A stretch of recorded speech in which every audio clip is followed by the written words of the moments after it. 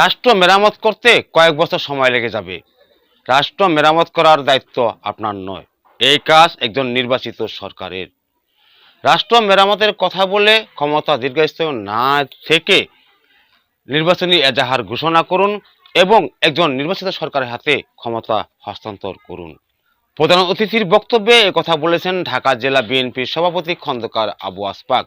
শুক্রবার বেলা ৩টায় ঢাকার দোহার উপজেলা নারিশা উচ্চ বিদ্যালয়ের মাঠে জেলা যুবদলের সিনিয়র সহসভাপতি আবুল হাশেম ব্যাপারীর সভাপতিত্বে বিএনপির ভারপ্রাপ্ত চেয়ারম্যান তারেক রহমানের রাষ্ট্র কাঠামো মেরামতের গণজামায়াত ও কম্বল বিতরণ অনুষ্ঠানে প্রধান অতিথির বক্তব্যে একথা বলেন। অনুষ্ঠানে জেলা, উপজেলা ও ইউনিয়ন বিএনপি ও সহযোগী সংগঠনের নেতাকর্মীরা উপস্থিত ছিলেন। অনুষ্ঠান শুরুতেই বিভিন্ন ইউনিয়ন থেকে নেতাকর্মীদের মিছিল আসতে শুরু করে। কানায় কানায় ভরে ওঠে নারিশা উচ্চ বিদ্যালয়ের মাঠ।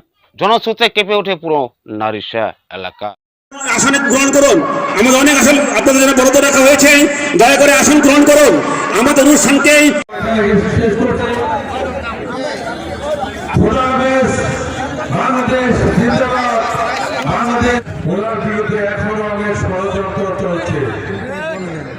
বাংলার মানুষ ফুসে উঠেছে, আর কোন ষড়যন্ত্রই বাংলার মাটিতে কাজে আসবে না।